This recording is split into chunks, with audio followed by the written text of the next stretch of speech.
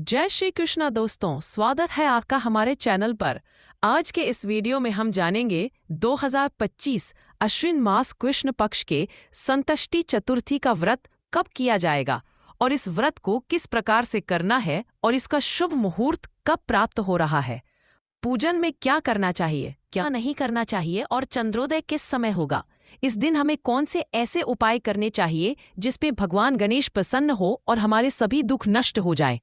वैसे तो प्रत्येक मास के कृष्ण पक्ष और शुक्ल पक्ष की चतुर्दशी तिथि के दिन भगवान गणेश जी को प्रसन्न करने के लिए इस व्रत को धारण किया जाता है। अश्विन मास कृष्ण पक्ष की चतुर्थी को इसे संकटा चतुर्थी के नाम से जाना जाता है। जो भी व्यक्ति जो भी व्रत धन्य धारण करने वाला मनुष्य है, उसे श्रद्धापूर्वक इसके नियम और निष्ठा का पालन करना चाहिए। जो भी इसके नियम और निष्ठा का पालन करता है, भगवान संकटहारण भगवान गणेश जी उसके सभी संकट समाप्त कर देते हैं। अश्विनी मास के इस चतुर्थी का व्रत धारण करते हैं तो उसके सभी प्रकार के जो संकट होते हैं वह तो समाप्त हो ही जाते हैं, साथ ही उसके सभी मनोरथ पूर्ण होते हैं। पुत्रदा पुत्र प्रदायिनी यह व्रत होती है तथा इस व्रत के प्रभाव से शत्रु पर भी विजय प्राप्त किया जा सकता है। भगवान गणेश जी की विशेष कृपा प्राप्त होती है इस व्रत को धारण करने से।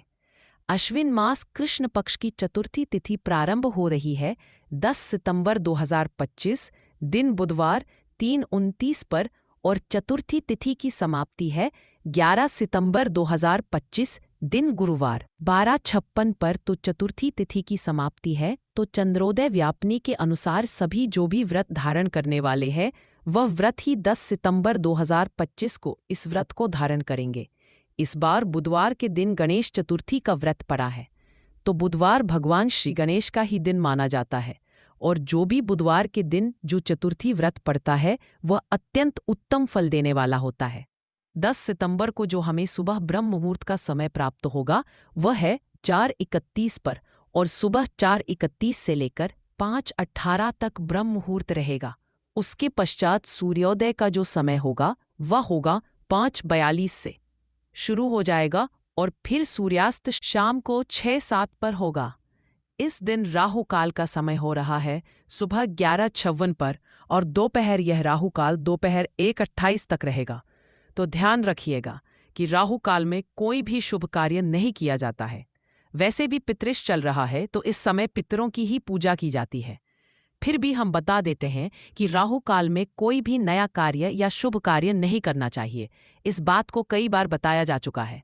इस दिन अभिजीत मुहूर्त का समय हो रहा है प्रातः काल, वो भी 4:55 से शुरू हो जाएगा और 6:04 तक रहेगा। अब बात करते हैं कि जो हमें पूजा का शुभ मुहूर्त प्राप्त होगा वो शाम को 6:32 से लेकर 7:41 तक के रहेगा। इस दिन चंद्रोदय का समय होगा।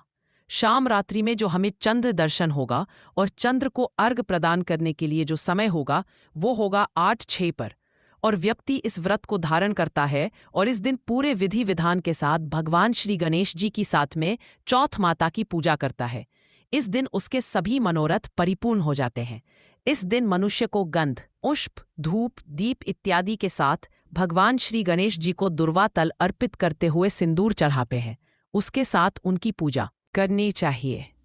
उसके पश्चात मनुष्य के पास, मान लीजिए हमारे पास जो भी उपलब्ध हो वह भगवान को अर्पित करना चाहिए। उसके पश्चात उनकी आचमनी कराए, उनकी मुख शुद्धि कराए और उन्हें पान, सुपारी, इलायची इत्यादि अर्पित करें। उसके पश्चात फिर द्रव्य दक्षिणा चढ़ाया जाता है। इसके बाद फिर संकष्टी चतुर्थी के व्रत का साथ सुनी जाती है और फिर पुनः हवन का कार्यक्रम हो जाता है। कथा के अनुसार हवन के दिन, इस दिन हल्दी और धूप का हवन करने से मनुष्य को पृथ्वी पर राज्य प्राप्त होता है। यह कहा गया है कि यदि इस हवन में हम हल्दी इत्यादि से हवन करते हैं तो और उसके पश्चात आरती करते हैं, उसके पास निजनन करते हैं, पुष्पांजलि करते हैं और क्षमा प्रार्थना करते हैं, भगवान से तो हमें राज्य प्राप्त होता है। इस प्रकार से पूजन इत्यादि के कार्यक्रम करने के बाद फिर भगवान चंद्रदेव को कच्चे दूध से अर्घ अर्पित करना चाहिए और इसके बाद यह व्रत पूर्ण माना जाता है। इस दिन जो भी व्रती होते हैं वह दिन और रात्र में उपवास करते हैं। जो उपवास नहीं कर पाते हैं यदि मान लीजिए स्वास्थ्य संबंधी कोई समस्या है तो आप फलाहार ग्रहण करके इस व्रत को कर सकते हैं। इस दिन अन्न ग्रहण नहीं करना चाहिए यदि आप व्रत धारण कर रहे हैं तो दोस्तों, यह थी संकष्टी चतुर्थी व्रत से जुड़ी हुई जानकारी। आशा करती हूँ कि आपको वीडियो ज्ञानवर्धक लगी होगी। यदि हाँ, तो हमारे चैनल से जुड़िए और हमें कमेंट करके ज़रूर अवगत कराइए। अभी के लिए बस इतना ही। राधे राधे, जय श्री कृष्ण।